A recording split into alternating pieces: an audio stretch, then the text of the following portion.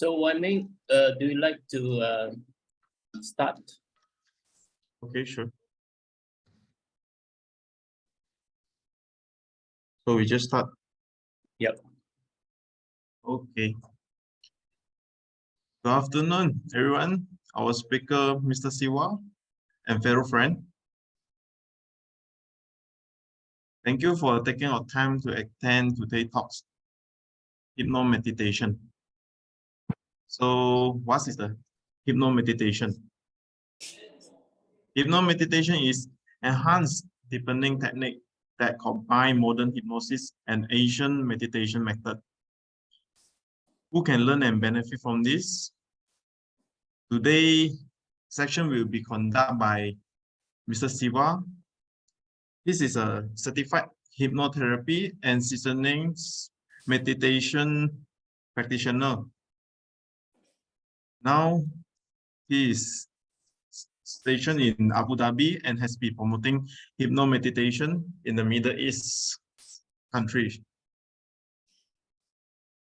In this presentation, we will learn about brainwave meditation method in more details. During this talk, anything not clear, please feel free and put your question in the chat room so that we can attend them without interfering in the presentation.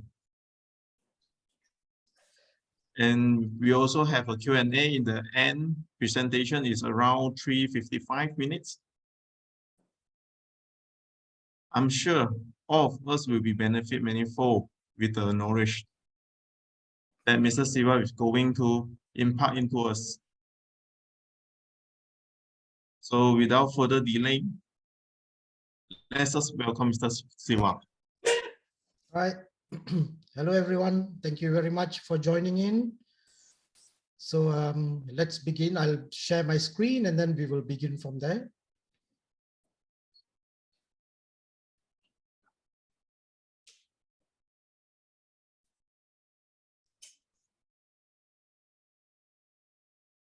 Okay, let me know if you all can see the screen, yeah? Yes, we can see. Okay, that's very good. Right, so the topic for today is hypnomeditation, right? What does it mean? It's a hybrid technique. It's a combination of hypnosis and meditation. That means using hypnosis as the initial deepening and then going deeper into the meditation aspect. Why are we using this hybrid? This is to enhance the self-discovery. Because as we know that meditation by itself, a lot of people try and then they give up. So anyway, just a quick question to everyone, yeah? How many of you all have done meditation? Can you just raise your hand? That's good. How many find that meditation is so difficult by itself? Right?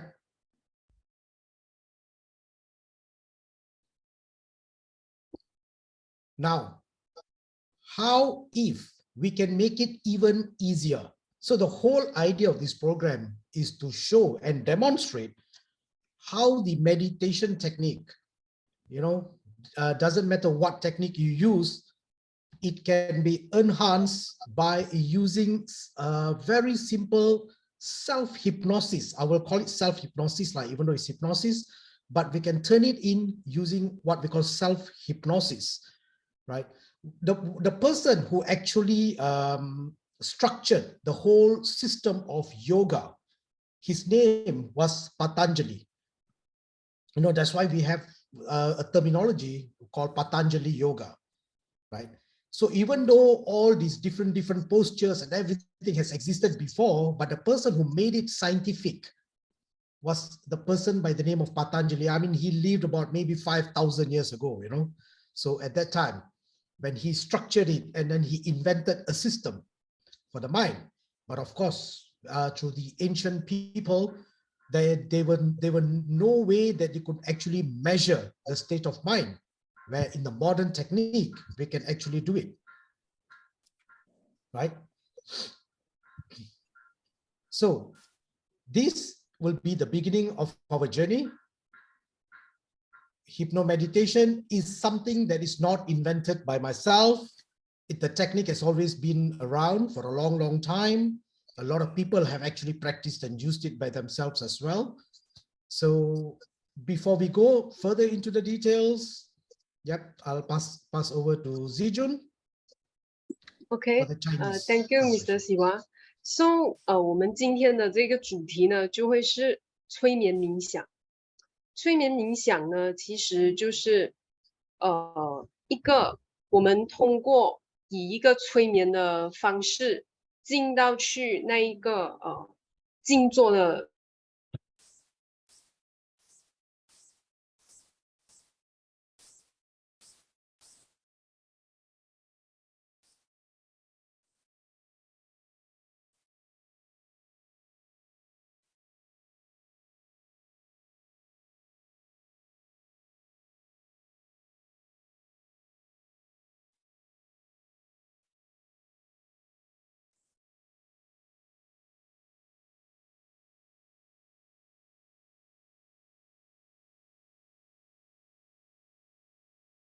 希望想要表达他的感谢给 Dr. Teoh， 就是张慧明博士，然后还有这些脑电波的研究人员。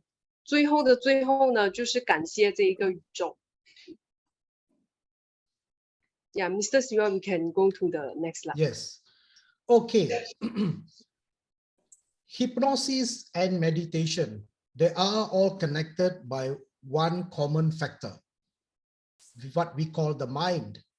But the mind itself has ways to expressing by the neurons that fire.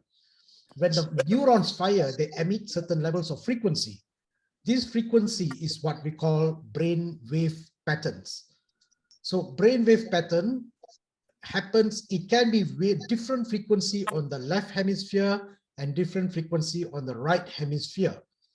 As we can see from the chart here, what we call frequency and amplitude. Amplitude is a size and frequency is how many per second, the movement per second.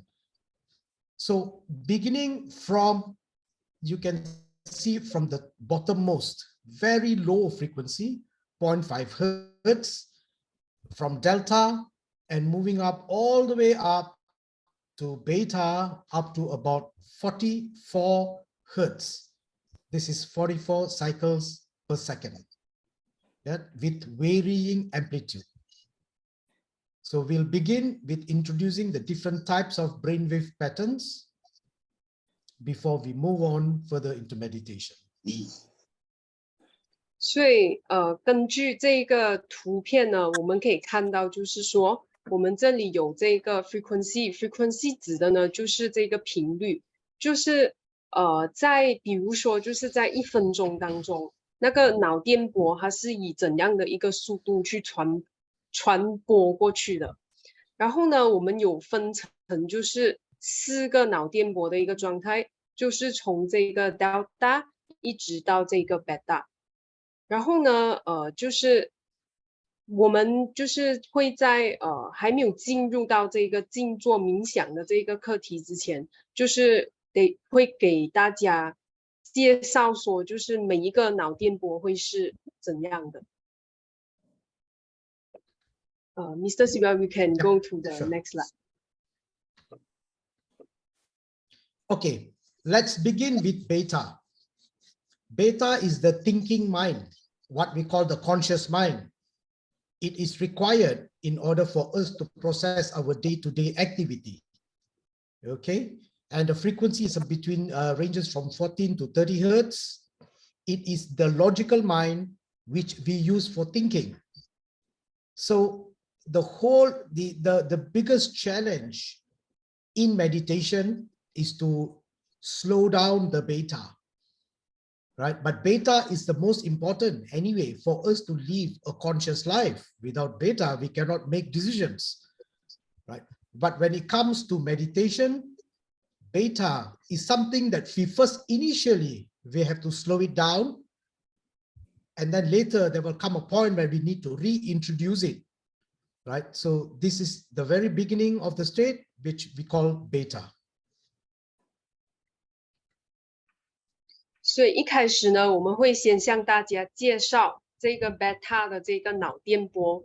这个脑电波呢，就是掌控的呢，就是我们每一天会做的每一件事情，就是它是属于比较就是它是一个意识方面的一个东西。然后呢，我们进入这个静坐这个冥想的状态的时候呢，我们需要做的就是把这个脑电波的这个速度啊，让它减慢。就是虽然说这个beta 这个脑电波是我们日常当中的一个思维的一个，就是它控制我们思维的这个部分。但是呢，我们进入冥想的状态的时候呢，我们要做的呢，就是要让这个脑电波慢下来。Thank you. Okay. The next state of mind, or the next type of brain pattern that exists, is what we call alpha. Alpha is a bridge. It's just like the Penang Bridge, connecting Penang Island to Butterworth. Alpha is the bridge between the conscious and to the subconscious and beyond.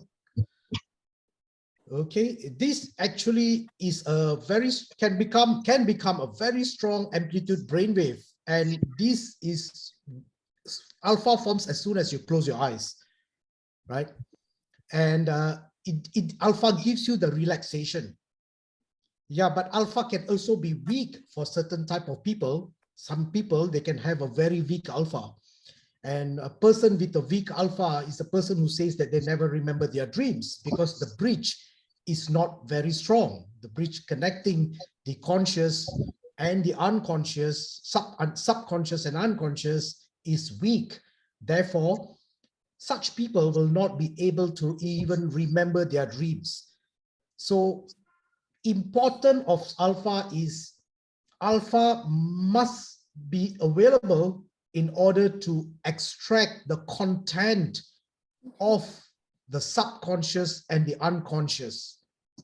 That is the very importance of alpha. And in fact, alpha is so important. But over alpha, too much of alpha causes what we call daydreaming. Yeah, too much of alpha. Some people just daydream. Is because too much of alpha present in a waking state. But it's like historically it's recorded. It's said that there is something we call a semi-permanent alpha state. That means it exists in a person as a very high amplitude even in a waking state.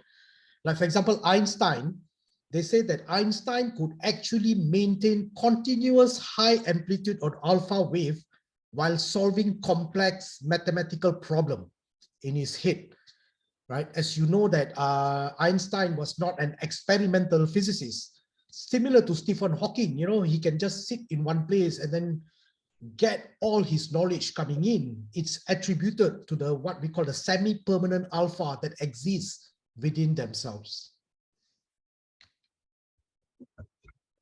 所以呢，这个 alpha 波呢，它就是一个意识和潜意识之间的一个桥梁。然后呢 ，alpha 波呢，有一些人的 alpha 波会比较强，但是有一些人的 alpha 波呢会比较弱。然后呢，有比较弱的 alpha 的这个 alpha 波的人呢，通常呢，他们不能够记住他们的一个梦境。然后这个 alpha 呢，它之所以很重要呢，就是它掌控着，就是它是在这个意识还有潜意识之间呢，它是一个很重要的一个沟通的一个桥梁。但是呢，如果这个 alpha 波过于强烈的话呢，就会导致我们有这一种白日梦的现象，就是有时候在白天的时候啊，不是很在状态，在一种白日梦的一个状态。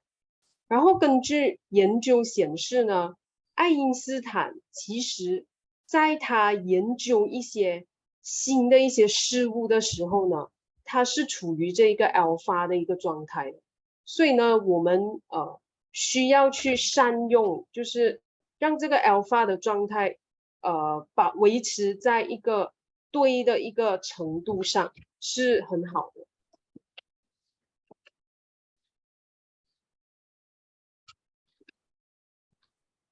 Okay, the next is theta.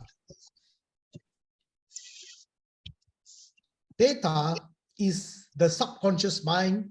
It's part of the subconscious mind, right?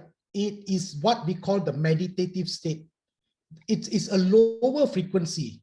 It can range from 8 to 4 hertz, much lower frequency compared to alpha, but theta is the very beginning of what we call the meditative state before we go deeper into the unconscious mind. This is also what we call, theta is also present in the dreaming state, right? It gives you creativity, personal insights, sudden ideas, right? That's why you need to keep quiet sometimes to relax. When you're doing a particular project, or you need a painting or a music or complex mathematics, for example, and if you cannot solve the problem, you just need to take a step back, maybe sip your coffee, sip your tea, close your eyes, you know, and then there will be a burst of theta which can come in suddenly, you know, when you're doing a bit of your prayers or maybe some yoga exercise or your tai chi. And that time you will realize that, wow, I found a solution, right? So that happens at this point, at this theta level. It is also storing long-term memory here, but not so much. It is a repository, which means it is a storage device. It stores long-term memory, but not as much as delta, which we will see shortly. 所以呢，这个 theta 呢，它就是一个潜意识的一个性质，然后呢，它的频率稍微低于刚刚的这个 alpha 波，它的频率是大概在8到4 Hertz 之间。然后呢，这个theta 波呢，它是一个长期记忆的一个储存库，但是呢，有一个更加长期记忆的一个储存库呢，叫 delta。等一下我们会在下一个就是我们会在下一个部分提到。然后这个 theta 波呢，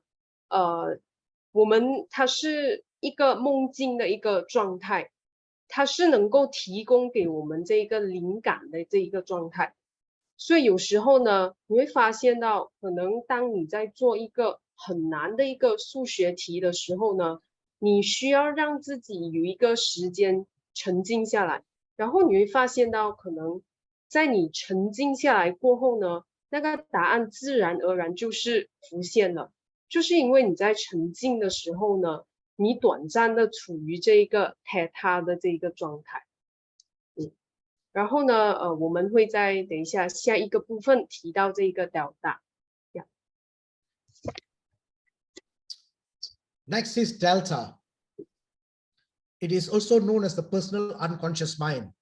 Delta is the biggest storage of your entire memory of your lifetime.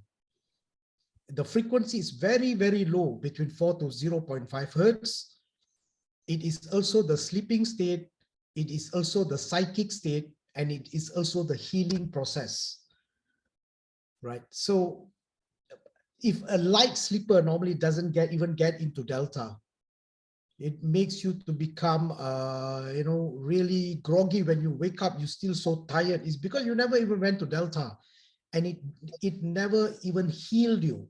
So the importance of delta is to heal, right? And it's also, and from the meditative perspective, this is the deeper state of self, or what we call the personal unconscious. Yeah, it's so personal because every person's delta, the frequency will be the same, but the content inside the delta is very, very personal. So in order to achieve the complete transformation, before we talk about very big things, you know, like a state of universe or nirvana, we first have to address ourselves. And the only way to address ourselves is to get into the state of delta and start clearing all the dirt that we have accumulated for lifetimes. And until the house is clean, then only we can start communicating with the universe. 所以这个delta波呢，它是一个人无意识的一个心智，它也是我们这一个最大的记忆储存库，然后还有着一个很低的一个频率。delta波呢，它在这个无梦的睡眠当中呢，它会比较活跃。然后呢，有时候你会发现，你就算睡了很长的一个时间，但是醒过来之后呢，你还是发现到很疲倦。这个原因是因为呢，你没有处于到这个delta波，就是在你睡眠当中，你没有处于这个delta波，所以你醒来的时候呢，你也感觉你好像没有休息到这样。delta波呢，就是在疗愈这个部分呢，它是起着一个很关键的一个作用的。然后在冥想的角度来说呢，delta这里面的记忆呢是很私人的。在这个 delta 的状态呢，我们可以清理掉这一些不需要的这个记忆，就好像我们在进行大扫除的时候啊，就是清理那个物质这样。在我们清理了这个心灵的这个部分之后呢，我们才能够把那一些好的东西放进我们的内心当中。Yes, Mr. Yeah, thank you. Thank you. Yeah, so once we have, now we have understood there are different types of brainwaves, right? Brainwaves are the product of the mind. Why is it so important now? Because we are focusing on how we can improve our meditation. We can see the brainwave here, which is the pattern for meditation. Right. So you can see the different type, the beta, the alpha, the theta, and the delta. This is a typical meditative state. When in a correct meditative state, this is what happens. Yeah, you can look at what we call the harmony. But however, you can see the flat line on the beta, right? There is a very good high amplitude of alpha, and theta has formed, but delta is not so deep.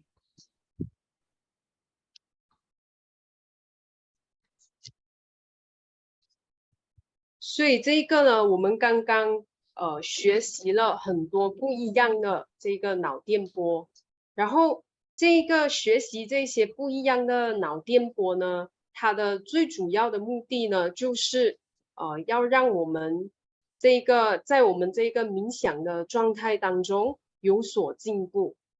就根据这个图啊，如图所显示，这个是我们在一个正确的一个冥想状态当中应该要有的一个状态，就是意识的心智呢 ，beta 波处于不是很活跃，然后是属于这个平稳的这个状态的，然后 alpha 波呢就会扩展出去，以通往这个 theta 波和潜意识的这个记忆，就是在这个状态当中，然后 delta 波呢就是它会是扮演的一个角色呢，就会是一个个人的无意识，它往下，并且向外延伸至集体无意识的一个能量。所以你看到这个图呢，你就会知道说，在我们冥想状态当中呢，这4个脑电波呢，其实都是同时存在的，只是它存在着这个频率上的不同。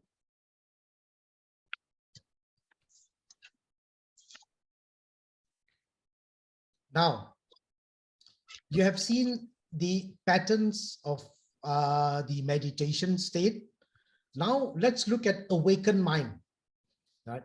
So we always begin with the meditation state if we can even get to that point of that particular brain pattern, which is also nice, but you cannot stay for long. right? Because the whole idea of meditation is to extract the content from your unconscious mind and to bring it up. In order to bring it up, we also need clean beta. You can see here how the pattern of beta is reformed, but the beta that is formed here is so clean, unlike the current thinking mind, right? The current thinking mind thinks about 1 million things at a time, but at the state of meditation, when beta is literally flatline, but for awakened mind, the beta is reformed. The alpha amplitude is also very high. You can see the theta is even stronger, and then the delta goes even deeper, right? So this is why they mention here the addition of beta. Like, for example, if I give a Zen analogy, the Zens, they believe in what we call these puzzles, right? Zen koans. For example, they introduce puzzles in the state of meditation. They will give, like the Zen master will give a simple riddle to the disciple and then ask him to meditate on it. The riddle is so confusing that it can actually tweak the mind and bypass the system and into forming what we call the awakened mind. The awakened mind is also the point when you actually realize, start extracting the content from the unconscious, from the bottom, and you can actually realize your own emotions, your own memories over the side. You're able to analyze yourself over here. The content goes up, moves up through all the layers.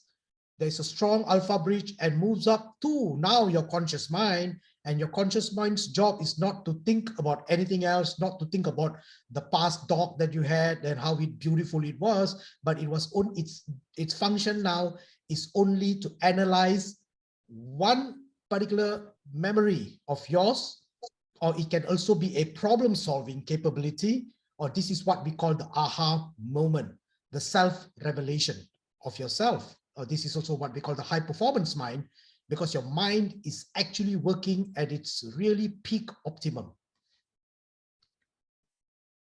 所以现在呢，我们要谈到的呢，就是这个觉醒的这个意识。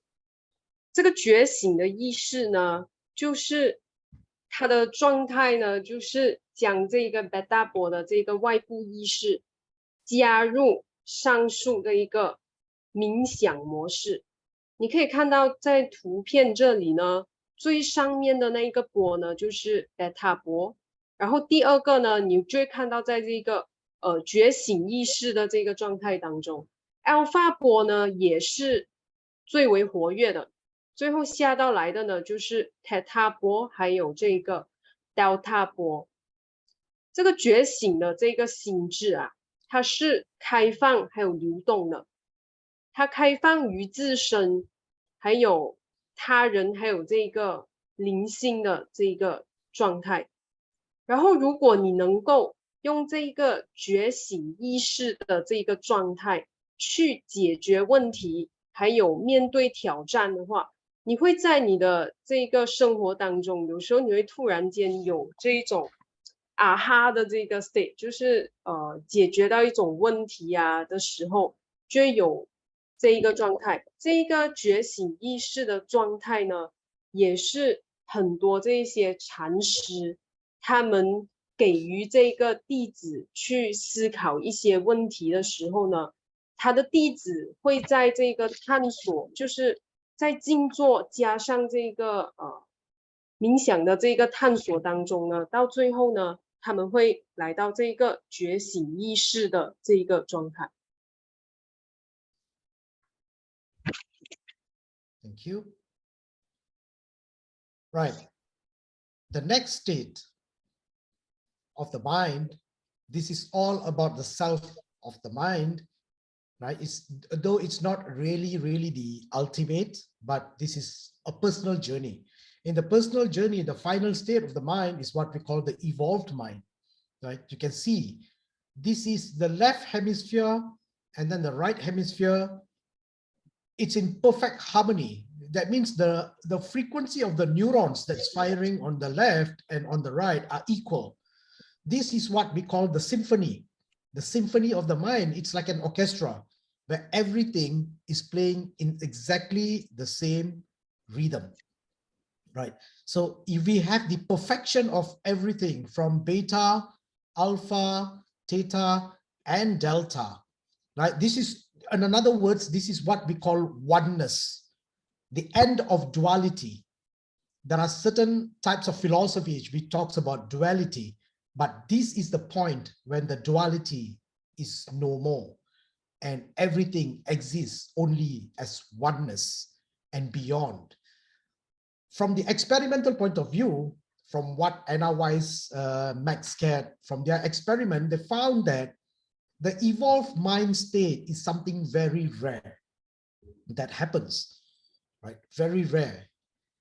However, the EEG that they use, right? It's a particular device called the mind mirror, and it's got all these electrodes for the EEG, which is electroencephalogram, right? EEG, yeah? Not ECG for the heart, EEG, where they put it on certain parts of the head, right? For example, in the third eye, that's a neutral point, and then on the different types of lobes, and at the back to measure different types of frequencies. What they found is the pattern itself only lasts for a few seconds. But when they ask the person who experiencing it, they say they went into a state of bliss for many, many minutes, right? So this is like a space where basically time does no longer exist. The time which is moving horizontal become transcended into vertical, right? This is a complete oneness with the personal unification. This personal unification is the only time when you can actually connect to the universe itself, not otherwise. 所以呢，这个呢，我们现在谈到的呢是这个进化的一个心智。在图片上呢，你们可以看到，就是在这一个心智当中呢，左球体还有这个右球体，左脑球体还有右边的这个脑球体，它是处于一个绝对平衡的一个状态。在这个状态当中呢，我们没有，就是我们这个状态当中呢是没有分别心的一个状态，就是不再会存在你和我，这个会是一个万物合一的一个状态。然后根据这个研究显示呢，这是一个非常罕见的一个状态，它只会维持很短的时间，就是这个状态，它只会维持很短的时间，可能说好像几秒钟这样的时间。在这样的一个状态当中呢，你会发现时间不再存在，它是一种绝对的万物合一的一个状态。Thank you. Yeah. Yes. Okay. In this diagram here, we are just going to see the different type of states, exactly like what we have explained, but at a different level, which has been decoded by different type of people. Like you can see the state of mind itself.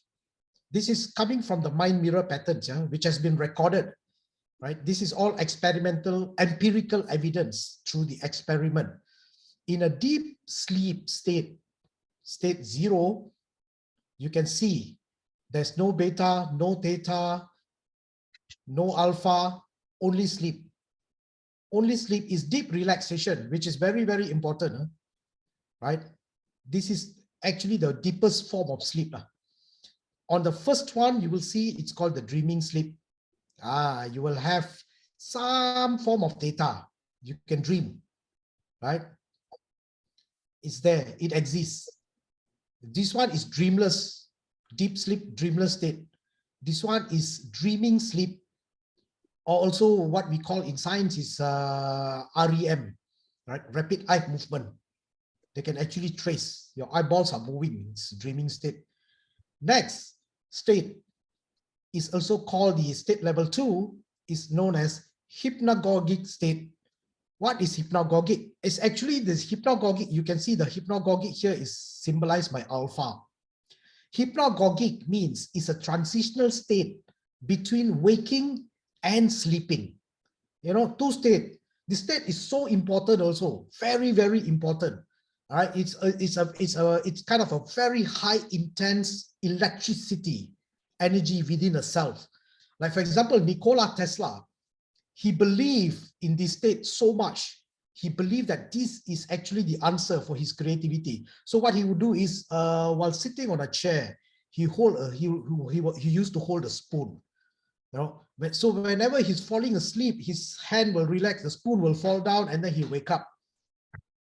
And then he hold it again, because just for him to serve the hypnagogic state. You know, this is the state between the sleep and no sleep. So it's so intense, and he believed that all his ideas were derived at this state, right? So then we have state number 3, which is also called the waking state or waking sleep by George Elinor Gurdjieff. Gurdjieff believed a lot. He calls people as basically just dreamers. In a waking state, everybody is daydreaming, right? So you can see that everything is flat except beta. Nothing, because the mind is continuing only to think and think and think and think and cannot stop, right? So yeah, but when we go to the 4th state, this is when the change actually happens, right? In Sanskrit and in Pali, the 4th state is known as the state of Turiya, right? This is the beginning of the awakened state, or what we call transcendental consciousness by Maharishi. It's also meditation state, and it's also the 4th state by Alan Wallace. Now, when we pass by through our mind training, through our training, when we pass state 4, we go to state 5, right? State 5, the lower part of 5 is 5B, Sabikalpa Samadhi. It's traditional. It is a next higher state in where the awakened mind starts forming, and lucid awareness by Max Cade. So this is the state of Sabikalpa Samadhi and lucid awareness, as you can see. Then moving next is the state what we call 5A. 5A is the awakened mind, or it's known as the cosmic consciousness, or it's also known as the 5th state of illumination. Or in yogic term, they call it Nirvikalpa Samadhi.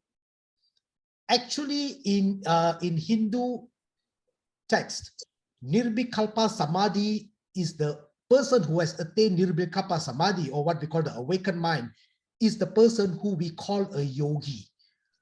Yeah, the person who can carry the title a yogi is a person who has attained the Nirvikalpa Samadhi, nothing less than that. But of course, in modern terms now, everybody who's doing a yoga call themselves a yogi, but that's not true from the meditation perspective. Now, the interesting part here is the mind mirror is only able to decode up to level 5. But when it goes to level 6 and beyond, it's something the mind mirror cannot even explain.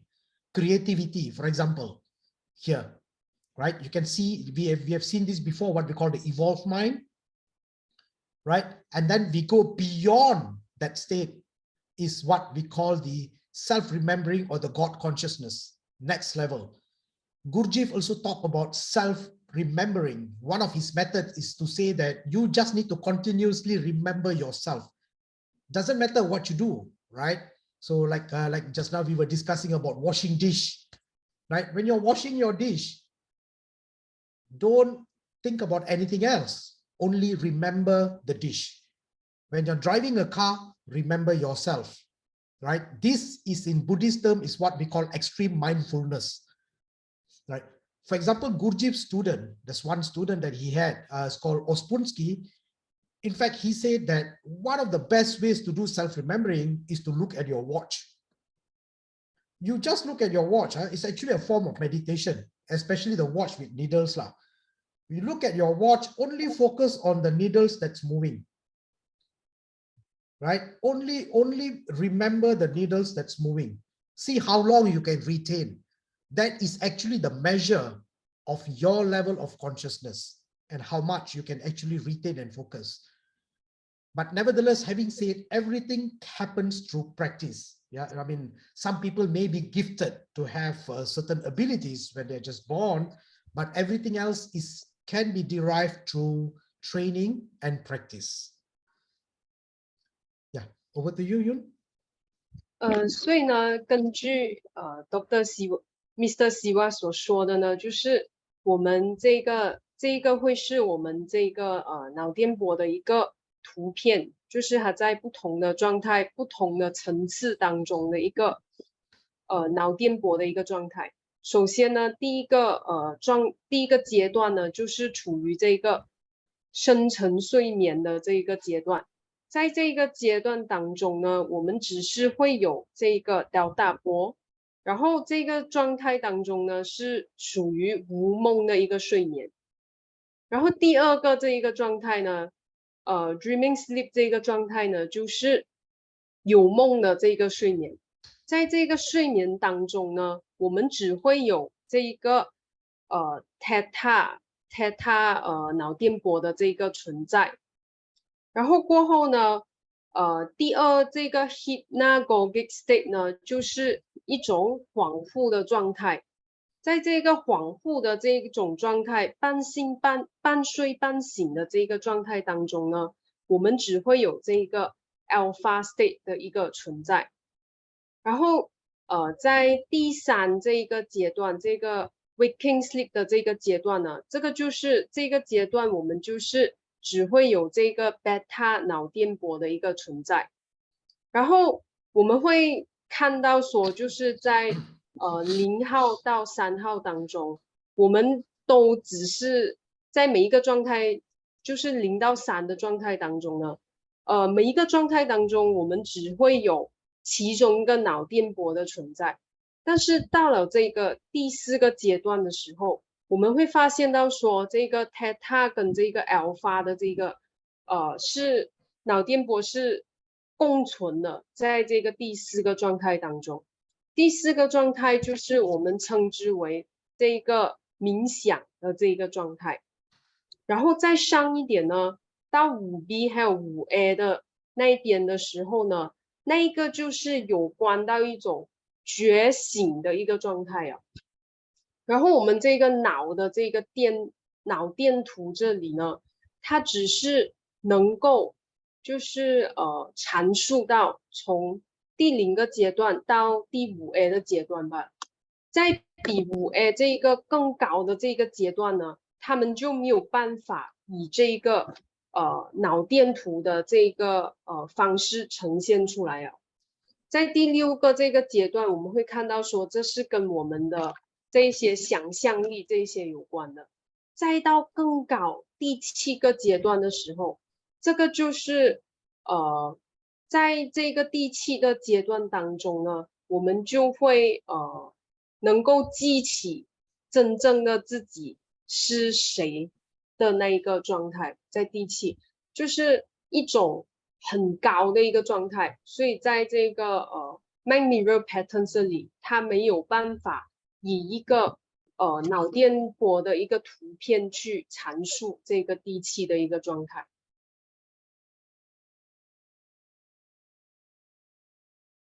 Over to me. Yeah, over to you, Mr. Siva. Thank you. Now we have seen the complete different types of the state of mind, right? So I'm sure that some of you all have seen and some of you all know about it. Some maybe not, maybe seeing it for the first time, right?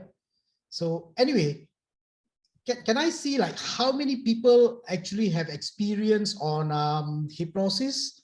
How many people how many people can actually say that they already know about these different levels of mind?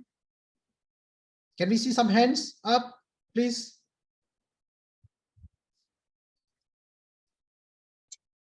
Like how many people know alpha, beta?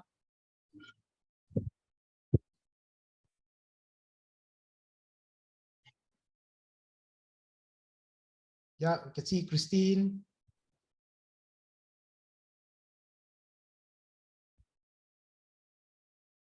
All right. So it's new for a lot of other people. Yeah, that's good. That's okay. 3 participants actually know about it. Right. So why are we talking about the different state of mind, right? The different levels that we have. This is from the scientific perspective.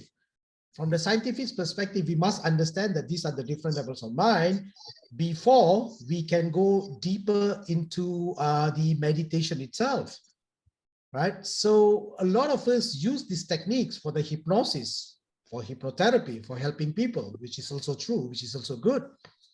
But on the other hand, we can also use it to help ourselves. Okay, so because the mind itself, right? Meditation, like for example, Lao Tzu, for example, the word what Lao Tzu says here, to the mind that is still, the whole universe surrenders. And Patanjali also say, the mind which is not thinking is the mind which is meditating. So we can see that why did these ancient teachers, masters, they were so concerned about the mind to be still. And then even including Buddha, which talks about, given a lot of practices on mindfulness, is to still the mind. But the challenge is happening is when we ask someone just to sit and meditate, right? By whether it's focusing on breathing or different type of method, just say meditate. It will take so long until they can really come to a state of what we have seen, even the state of awakened mind. It's not easy, right? Even to slow down the beta by itself is so difficult. Of course, the ancient masters, they gave certain other techniques. For example, Patanjali meditation, it's also called categorizing. What did Patanjali say? He said, you sit quietly and listen to all the noises that's going around, and then just put label on them. Any object that you see also, put label on it. Basically, all he says is just put label and let it go. Put label and let it go. So you become a witness of the event that's happening. You do not associate yourself as the one. So you need to detach, right? So you can go on and doing so many these different types of techniques, right? So but it will take you years and years by the time you can actually bring your mind to a state of what we call calmness. Because otherwise the mind behaves like a raging waterfall, right? So there's one in the Tibetan Buddhism, they give a few analogy. For example, they say the mind first is like a raging waterfall, very wild, right? And then it becomes a wild river, and then it becomes slower river, and then finally where it merges into the ocean, right? So through science and hypnosis, we can train the mind to bring it very quickly into a particular state and then introduce meditation. Yeah. So we will see some of it later. And over to you. 所以呢，就是我们委员呢有提到，就是很多就是在这个冥想的部分，他们有提到很多理论呢，就是其中一个就是老子所说的这个自虚极宁静笃，这个就是守住自己对世界本源规律求索的初心，保持一个笃定的状态，让你不受这些外界的负面因素所干扰，最后才能成就这个求得这个真正的这个道。然后在前面呢，我们也是提到了很多，就是关于这些不同的脑电波的这些科学方面的这些理论，就是想让大家更了解，就是这个冥想的这个状态啊是怎样的。但是呢，有时候当我们自己真正去练习的时候呢，我们就会发现到说，其实这个冥想的这个状态是不容易达到的。有时候就连我们要让自己停止去想一些东西，这一个状态也是不容易到达的。然后帕拉居有说呢，就是在帕拉居的这个冥想法那里，他有说到，就是当你处于这个静坐的这个状态的时候，你会看到你自己有很多不一样的这些念头飘过。帕劳居说的呢，就是你可以为这些不同的这些念头连上一个标签，然后就看着这些念头，来看着他们走，就是自始至终自己是以一个第三者的一个角度去观察这些事情，就是透过这些不断的这个练习啊，最后你进入这个冥想啊，这个觉醒的这个状态呢，就会越来越容易了。Over to you, Mr. Siwa. Thank you, Zijun. All right, let's move on to the next one. We always begin with a concentration. We always start with a concentration, and then the concentration will dissolve into meditation, and meditation state has to finally go into what we call contemplation, right? Contemplation is where you find answers. You can contemplate, but this is not contemplation at beta level. This is contemplation at meditation level. 所以呢，一切的这个开始呢，我们都是从专注先开始。当我们可以专注了以后呢，我们就能够进入到这个冥想的状态。比这个冥想的状态更深层的呢，就是这个沉思的状态。但是呢，这里指的这个沉思的状态，不是我们平时处于 beta state 那种思考的状态，而是在 alpha state 的一种沉思的状态。这个沉思的状态呢，就是那一个我们能够找到我们很多答案的这一个状态，就是在沉思的状态当中呢，我们能够找到我们很多事情的那个答案。Over to you, Dr. Siwa. Thank you. All right, so now that we have seen the different types of state of mind and we have spoken about the concentration, meditation, and contemplation, I'm going to touch briefly about the origin of all meditations. Yeah, all the meditations that we experience in the world now, whether it is from the breathing technique or anything, has derived from the original 112 text. This predates Hinduism. This is before even Hinduism existed. It was a religion by the name of Tantra. You all would have heard about the name Tantra because even in Buddhism, they call it like Buddhist tantric methods and so on, right? But the word Tantra itself means techniques. It's a scientific technique devised by Lord Shiva, right? With his, who we call Sapta Rishis, with 9 men, his 9 disciples and himself. They devised 112 different techniques. They said the 112 is the maximum they can find. They said you cannot exceed this. So that's why anything that we see actually has derived from here, like from my observation, whether it is Sufism or I can see the different types of Christian meditation, Buddhist meditation, everything is derived from this one source. But they have renamed it. It's different things lah. Yeah. Okay. Devi is Shiva's consort. So the text begins with Devi asking a question. Yeah. So she asks, "Oh Shiva, what is your reality? What is this wonder-filled universe?"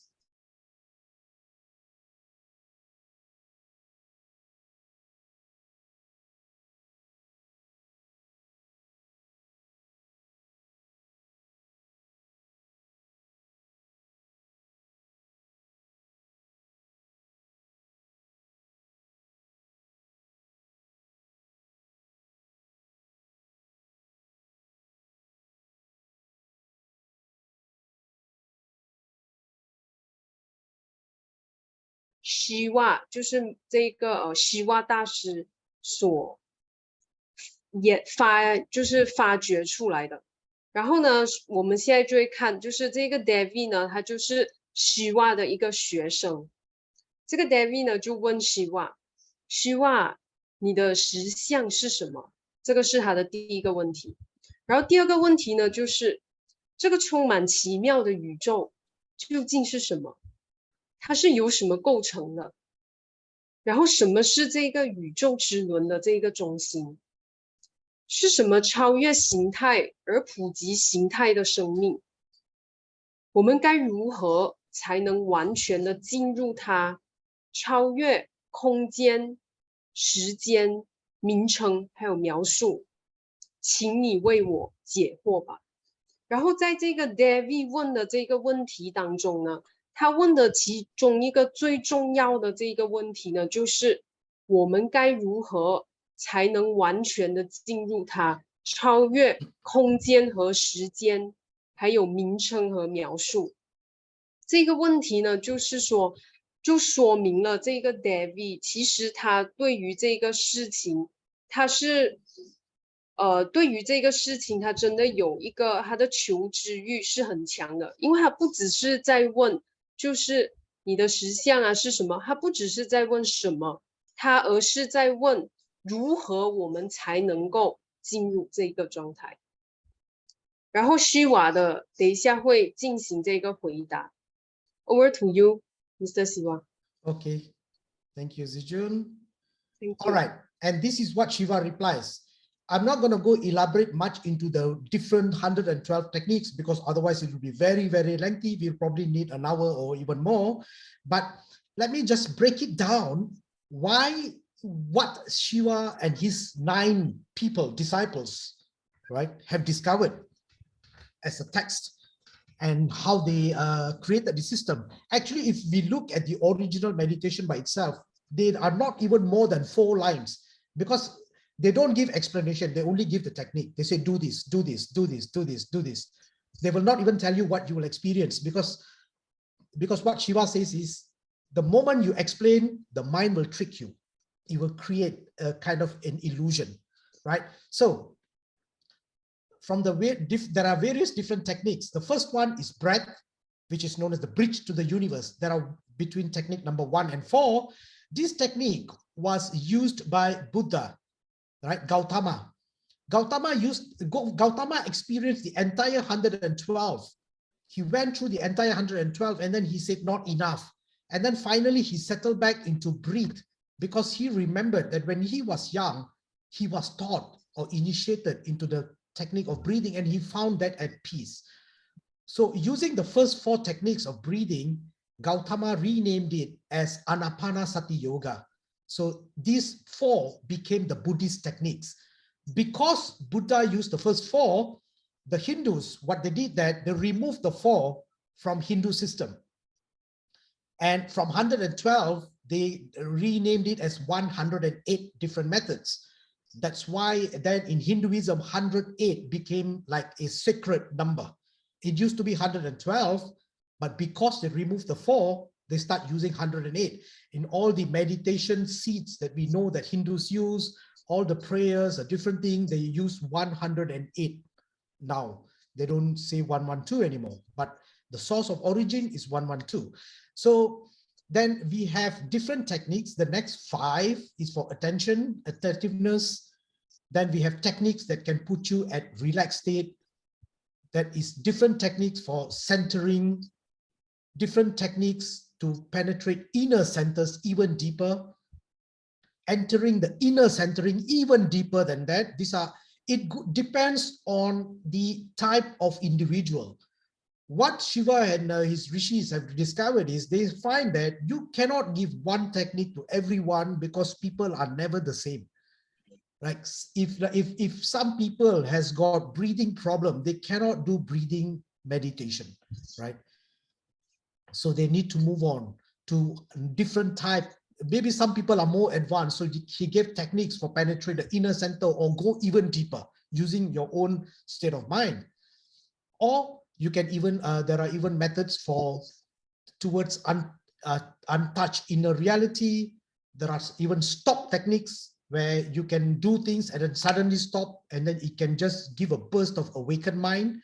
And there's also technique for the intellectual people and also for the type of people who are very emotion. There are different techniques for different people. Yeah, over to you, Zijun, on this page. OK， 所以根据这个Dr. Siva 的这个理论呢，我们一共有就是112个就是这个步骤。然后呢，佛教呢，他们用的呢就是这个第1到第4的这里，就是这个呼吸这里的这个步骤。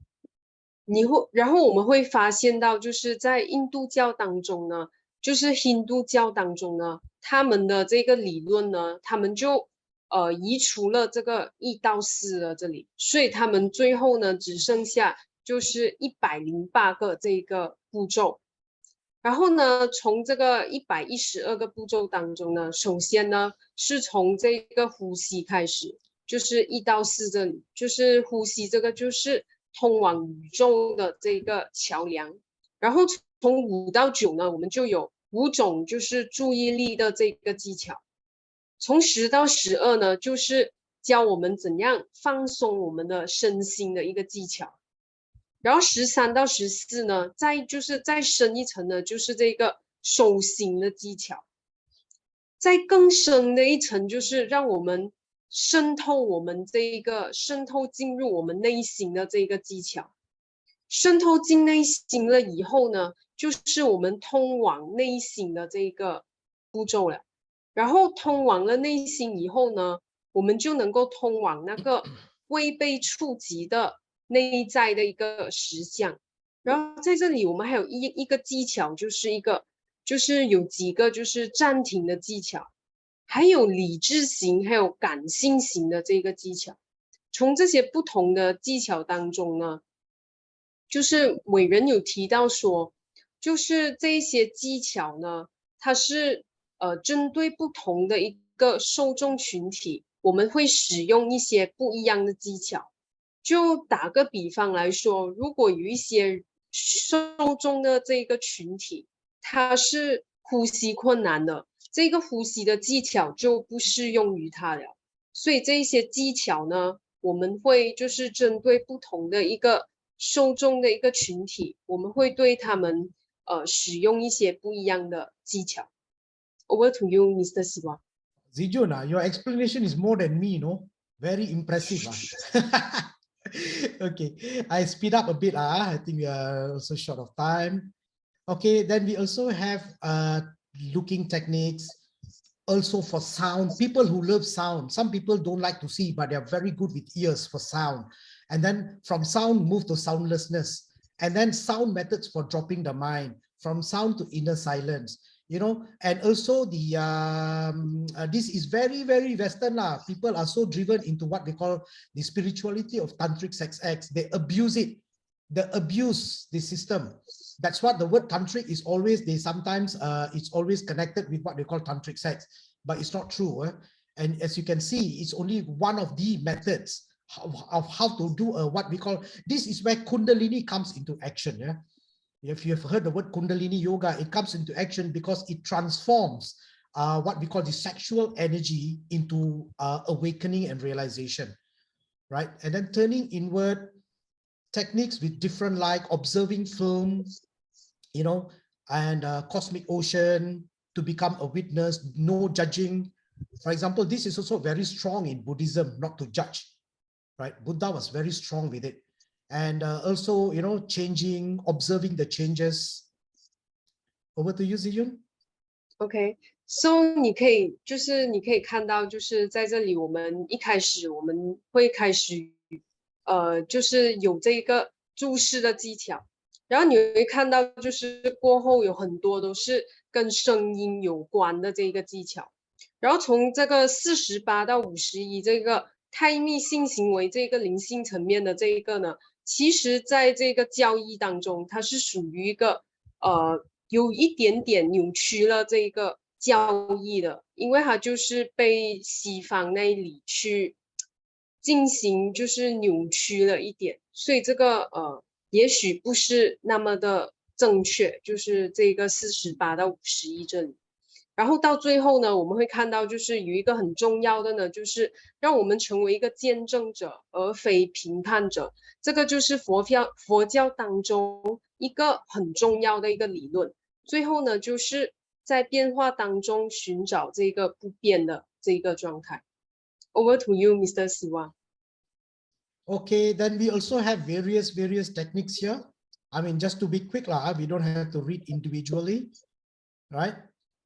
We understand that there are many different techniques. So the whole idea of this presentation, why we want to show is, we can say that it's different technique is designed for different type of people, right? You also have light technique, for example, you know, so many different types of techniques.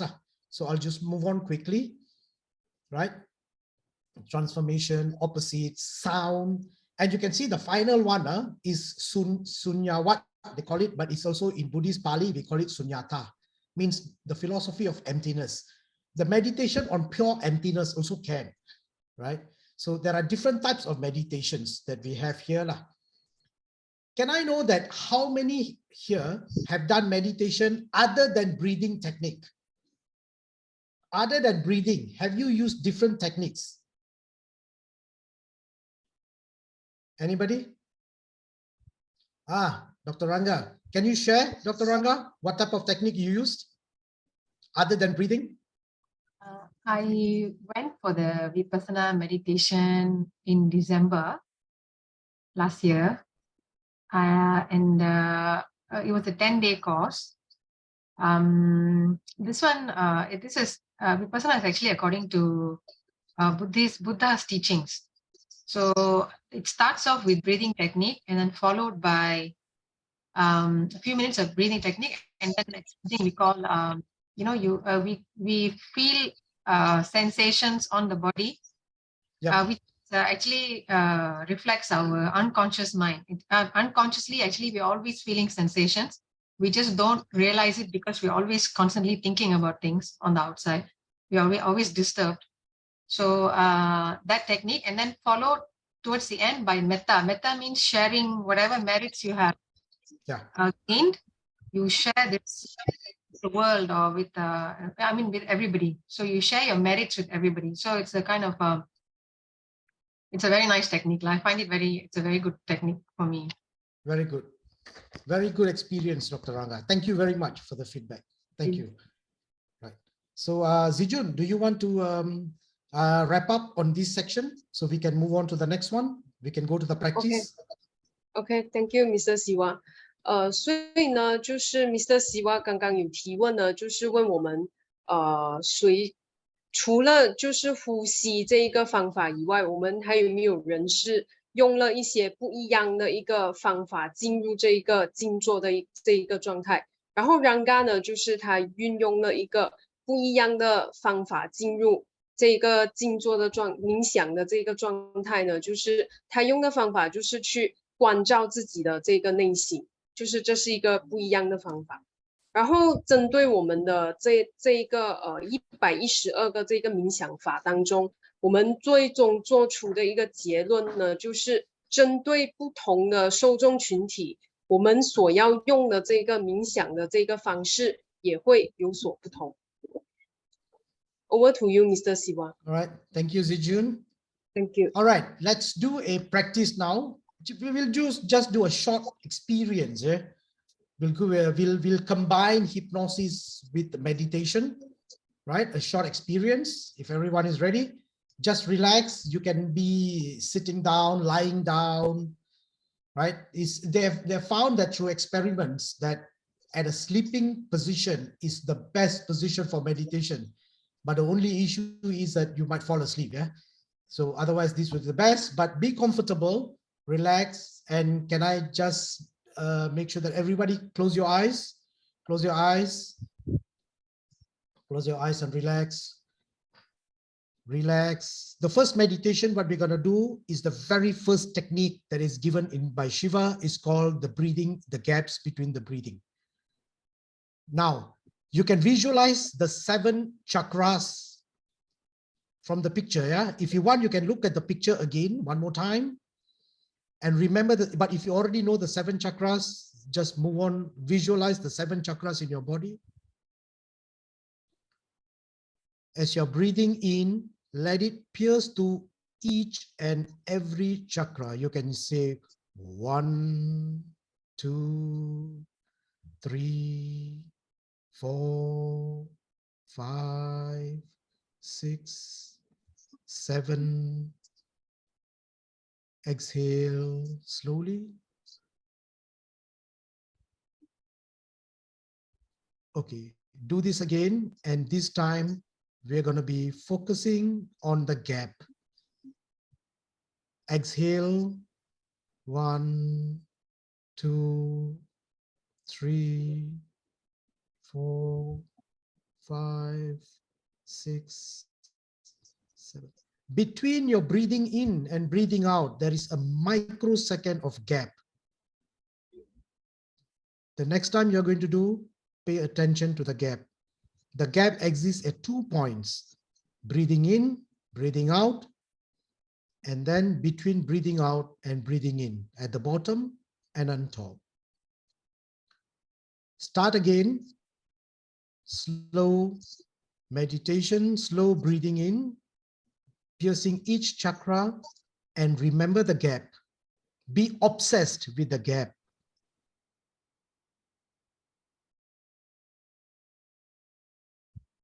Find the gap, feel the energy between the gaps, breathing in and breathing out.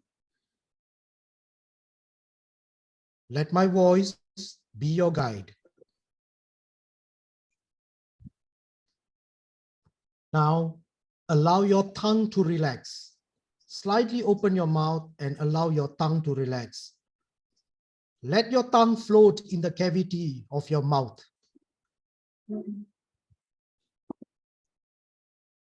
As you're breathing in, breathing out, relax your tongue.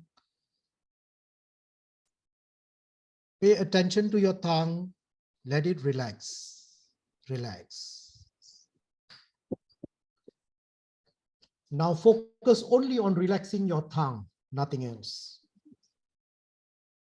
Focus only on relaxing your tongue. If you want, you can put your guru or your God in the middle of your tongue. Let your tongue relax. Focus on your tongue. As you relax your tongue, you may feel it shorten and thicken. Imagine that it is floating in the cavity of your mouth. Allow your chin to drop and your jaw to loose and your mouth to open slightly. Each time you exhale, allow your tongue and the whole mouth area to relax even more.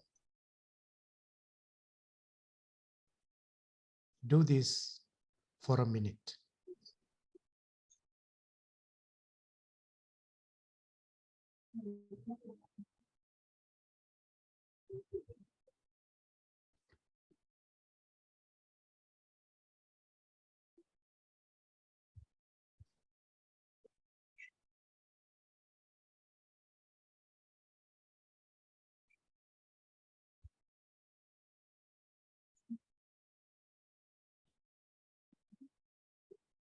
Allow your mind to clear from all thoughts and focus on your tongue.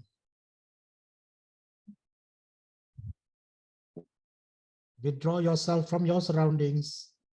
Withdraw yourself from any remaining thoughts. Withdraw yourself from yourself into your own silence, into your own serenity, into your own inner peace.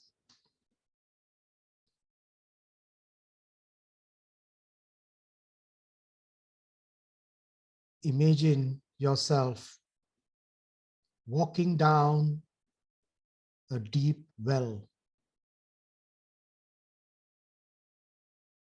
You're going down a well, like a deep tunnel going down.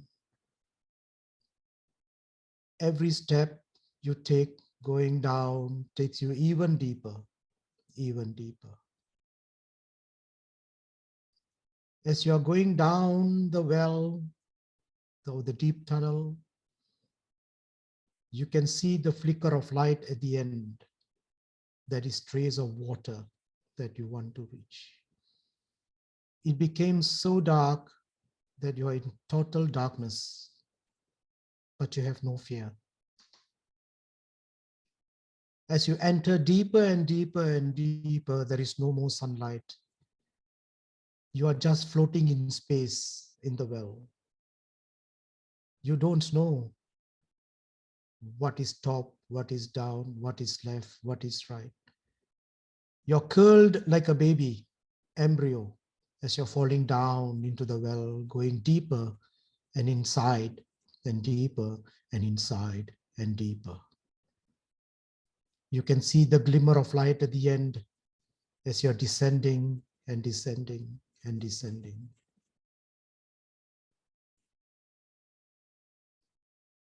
As you descend down slowly, now you touch the trace of water. And you find yourself just floating on top of the water. So relaxed.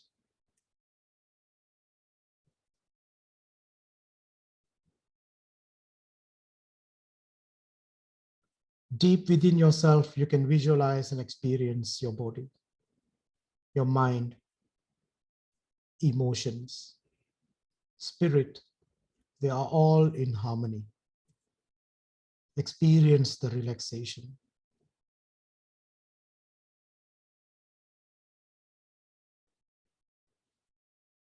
If you can find an image or a symbol that can describe what you're feeling now, feel it.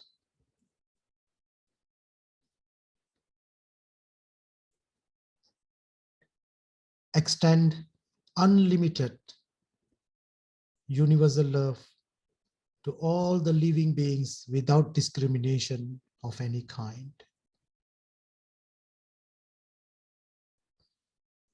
Radiate compassion for all living beings who are suffering, in trouble, or with an affliction of any kind. Now radiate sympathetic joy in others' success, welfare, and happiness. Now meditate upon the importance of maintaining equanimity in all aspects of life.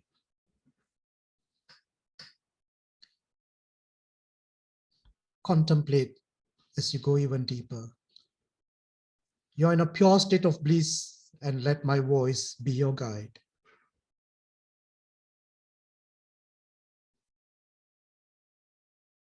Who am I? Ask yourself, who am I?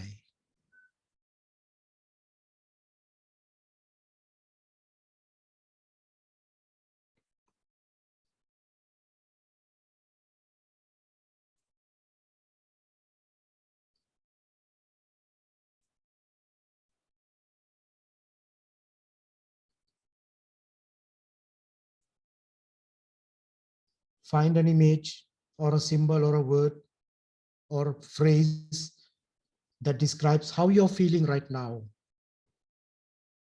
Begin to allow yourself to return slowly back to the outside space. Slowly, you are rising up above the well now, rising up, rising up. Along with you, you are receiving and taking the content of what you have experienced. You're rising up the well, slowly ascending, ascending, ascending. As you ascend, you can feel yourself lighter and lighter and lighter as you ascend.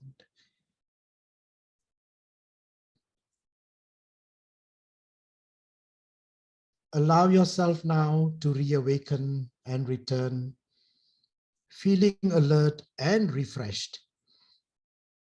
You are outside the well, and as you open your eyes, you're looking up to the sky. You're looking up to the sky, the blue sky, which has no clouds. It has no clouds. The sky is majestic, the complete universe and cosmos that you see in bright blue.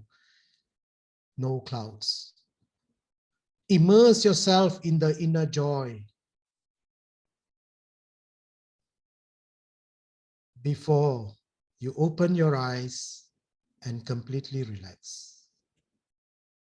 In the count of 3, you can open your eyes slowly, remembering everything that you have experienced. 1, 2, and 3. Open your eyes and relax. Relax. Relax.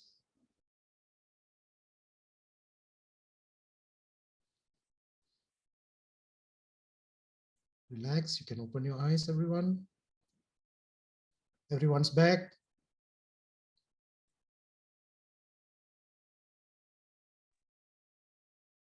Zijun, you want to share your experience on a short demonstration? To me, actually, just now, experience deep sense of relaxation and also deep sense of peace during that session. And when I see the sky, the bright blue sky, I feel like, oh, the world is like so wide, and also feel like our heart can also be this wide. Yeah.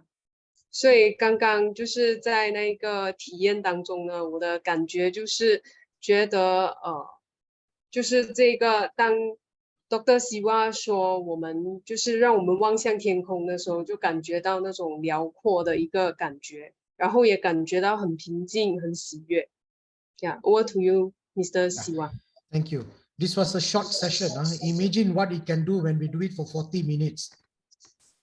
Very deep. You know, we do a lot of deepening using hypnosis and then introducing the meditation. In fact, when you were so down already on your unconscious, what I did is we introduced Bhavana.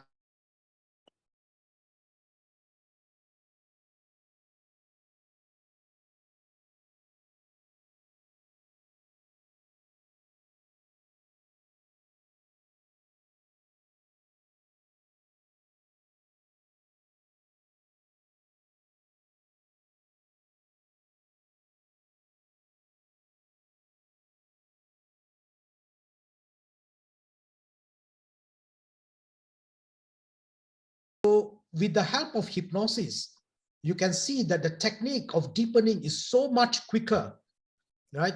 So much faster compared to the just normal trying to meditate on a beta level, right? So this was just a simple demonstration for you. Okay. 在刚刚的那个环节当中呢，Dr. Siva 运用了这个催眠冥想的这个方式来带我们大家进入那个状态。然后呢，他刚刚也是在那个环节当中呢，他有让我们问我们自己是谁，就是那一个问题呢，就是在他早前的那个部分，他有提到说的，就是在 Alpha State 的一种思考的一个状态。Yeah, over to you, Mr. Siva. All right, thank you.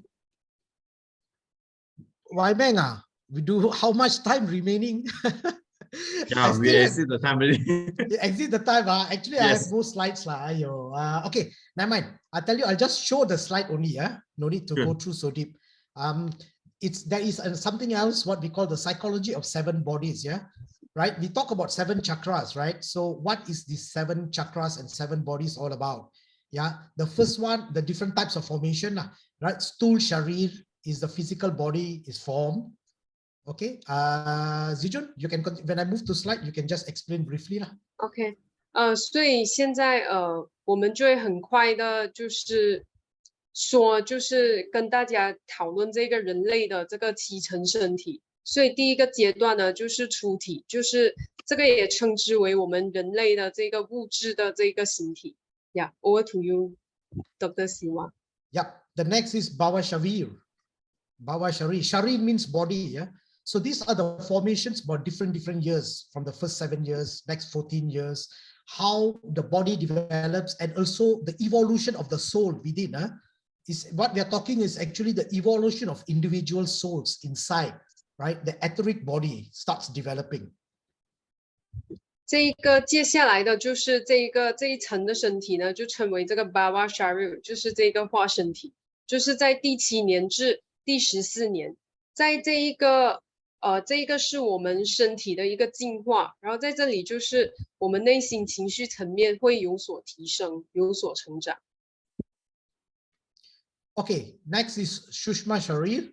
This is the formation of the astral body. 接下来这个 Yeah, sorry. 就是那个我们称之为这个星体的身体开始发育，第14年到21年之间。The next is what we call the fourth body is Manas Sharir, the psyche, right? So this is a different level of development. It has different experience. 接下来的这个就是刚刚Dr. Siva 所提到的那一个，就是我们会在那个状态当中会有一些不同的一个经验、一个体验，在刚刚的那个状态。Okay, the fifth body is called Atma Sharir. Atma means the soul. 这个现在的这一个状态呢，就是称之为 Atma Sharir。Atma 就是代表的呢，就是我们的这个灵魂。The sixth body is called Brahma Sharir. As you know that Upanishads, one of the Hindu texts, is talks about the duality about man, human, and Brahma. So at this point, at the sixth evolution of the soul, is when we develop or the person declares Aham Brahmasmi, which means I am Brahma. 在这个第6个这个状态当中呢，就是称之为这个梵身，也就是宇宙之身。在这个状态当中呢，就是我是梵，就是我是这个 Aham Brahmasmi 的这个宣言啊，就来自这个层面。Okay, the final body is the word that you've always heard, Nirvana, or in Pali we call it Nibbana Sharir. The seventh body, the final one, there's no coming back after that. And this develops, the soul develops this almost at the age of 49. This is what we call the Nirvana body, where it becomes oneness and it only knows void. Yeah. Nothing else remains, everything disappears. Yeah. Okay. 最后呢，这个状态呢，就是这个涅槃的这个状态。在这个状态当中呢，我们什么都没有剩下了，就是一个空的一个状态。Okay, so we have come to the end of the presentation and the talk. Okay. Thank you, Siva. No problem. For you spending the time. And any one of you have any questions regarding Mr. Siva talk? So you can raise out. And just now, Winnie, you have a question, right? Winnie 刚刚有东西要问是吗？一开始的时候。没有问题。OK。现在有吗？你们可以说出来，然后让子君告诉 Mr. Siva。Anyone who have a question regarding the talk, you can always pose to Mr. Siva, and Mr. Siva will do his best to answer. Feel free. This is a rare opportunity to learn from Mr. Siva. Gan Xiu Xia, Hai Hua, Jen Lee, Catherine, May, any one of you, Ranga, Swita, anyone. If I don't know the answer, Dr. Teoh will answer for me. Oh. Mr. Siva, question from my side, because just now you brought us into a session, and actually I'm thinking, which technique are you using to bring us to the hypno meditation state? The HypnoMeditation itself is not a state. HypnoMeditation is a technique. So the first, we started with the breathing, right? The breathing was the first technique from the 112. It's only to remember the gap. Otherwise, the gap itself by itself is a technique on its own. You can do for hours or 30 minutes only to remember the gap. Like breathing in, between your breathing in and breathing out, there is a tiny gap. Remember the gap. And breathing out, there's a tiny gap. Remember the gap. After Buddha practiced it, then he told his disciples, forget the gap. Because he found that his disciples started becoming obsessed with the gap. But there are some masters who are using this as a very strong technique. For Eckhart Tolle, for example, there's one teacher called Eckhart Tolle. Eckhart Tolle, he's one of his techniques, and in fact, he says that his awakened technique is also through the gap. He said, during your daily activities, when you're so busy, suddenly stop and only remember the gap. Breathe out, gap, breathe in, gap, only remember the gap. Yeah, some people still use it, some people don't. So the first technique is what I started, is just to give you a bit of what is the gap. And then secondly is relaxing your tongue. Because through experiment, they found, even with Zen monks, they find the difference. The moment you relax your tongue, your mind stops. Because your self-talk, inner chattering, is actually your tongue is vibrating inside. When you have a self-talk, actually your tongue is very stiff. So when you relax your tongue, slightly open your mouth, relax your tongue, let your tongue expand. Focus your entire mind, your energy in your tongue. In fact, any meditation you do also, you start with relaxing your tongue first. You relax your tongue, you see everything slows down. And then I say, put your guru or a teacher or your God in the middle of your tongue. And your tongue becomes a bit heavy. This is again from 112 techniques. When Lord Shiva says, in the center of your tongue, put the symbol Om. Right? But you can replace the Om with your guru, your master, your God, whoever. Very, very powerful technique also. It can really quiet you down. It's for some people who are suitable. For those who are suitable, use this technique. And once it's so quiet, that means now your beta has been reduced, right? Now your beta is reduced. This is hypnosis already. Then take you down into the well. Why well? We always associate our unconscious mind with the depth of ourself, whether you go down into an ocean or going down into a well, right? And there must be a water body. Unconscious mind always relates to water element, right? So you go down a well, you go down, deeper and deeper and deeper.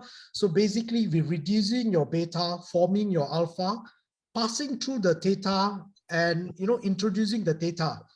When you come down, your curl like a baby, you are floating in space. Floating in space already creating a puzzle for you. You don't know what is up, what is down, what is left, what is right. It's basically mind hacking lah. Hack your mind. Bypass your mind from the conscious thinking into the unconscious. It can take you actually fairly, very quickly also. And then deepen down and float on top of the water. When you're so relaxed, when you're so calm, then we can reform the beta by asking questions.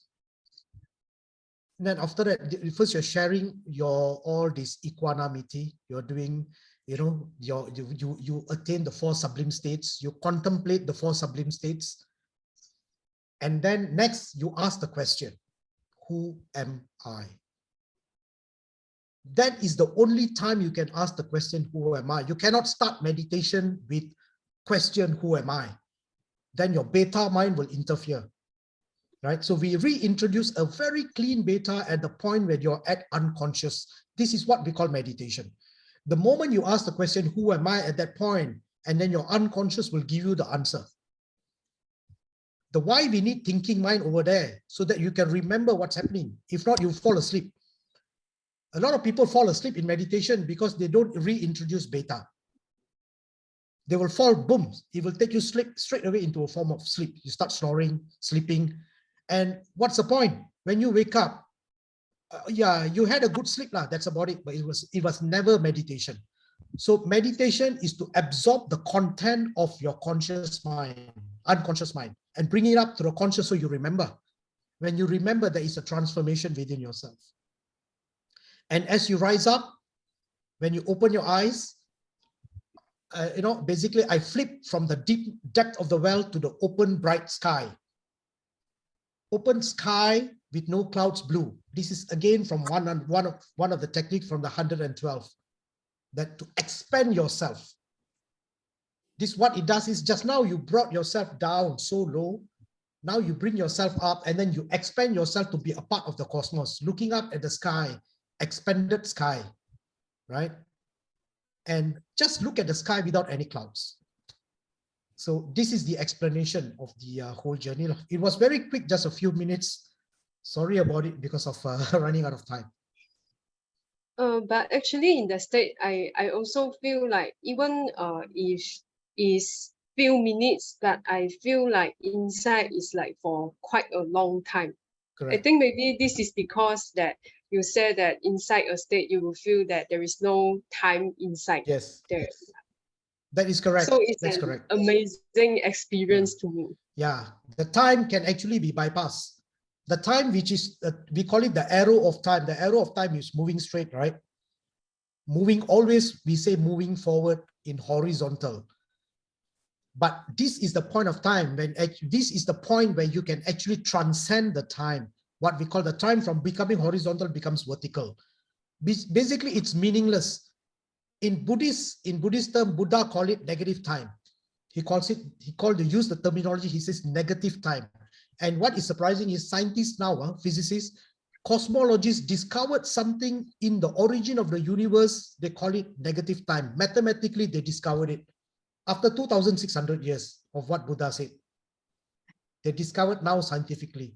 So you can experience this. So the whole emphasis is, if you want to get deeper into yourself, use hypnosis as a powerful tool to even make you go deeper, right? It can actually bring you deeper. These are new techniques, right? Even if Patanjali or Buddha is now, and then he discovered this, wow, I got this technique. Why, I can use this. I can even experience things quicker. Like, for example, Gautama took 6 years for his realization. When we went back to his palace, he met his wife. The wife was very angry. She asked her, why you left us like that?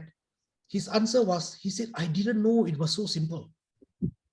If I knew it's going to be so simple, I wouldn't have left you all. He didn't know, right? So there are many techniques. So that's how we explore, we find. The whole idea is use these techniques to find your own inner peace and inner joy. Yeah. Thank you. Thank you. Okay, thank you, Mr. Siva. So because we are short of time, we can take one more question for any from our friend. Who else? If anyone is interested in the complete 112, I'll send you all the PDF. Yeah, these are basically just the meditation without any explanation. Yeah. That's good. Yeah, there are many techniques, so you can explore each for different type of personality, right? Yeah. That's great. That's great. Okay, if don't have any question, then we can close up. And I need you guys to on your camera because we need to take one group photo.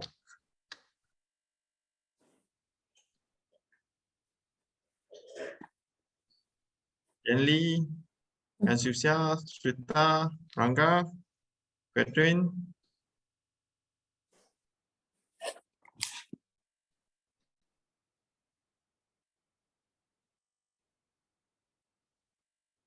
Hey, Ranga, are you turned on already? But still, Turn it on. Shrita.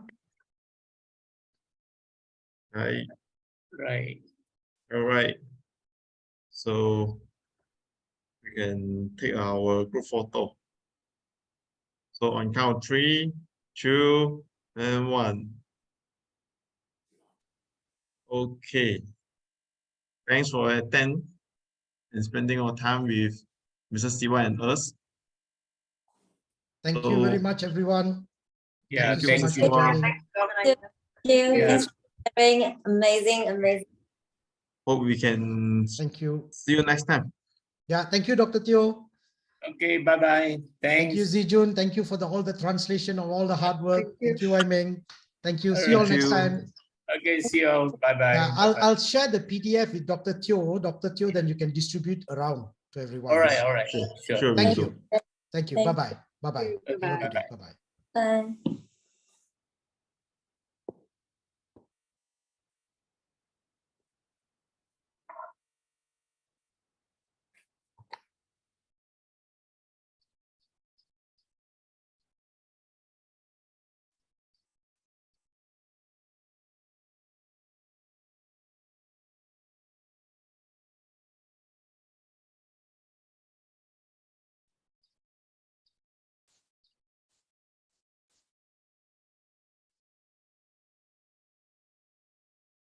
Got it.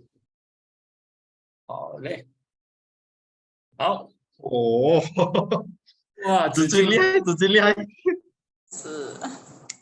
一流一流，劲啊！很好，很好，很好。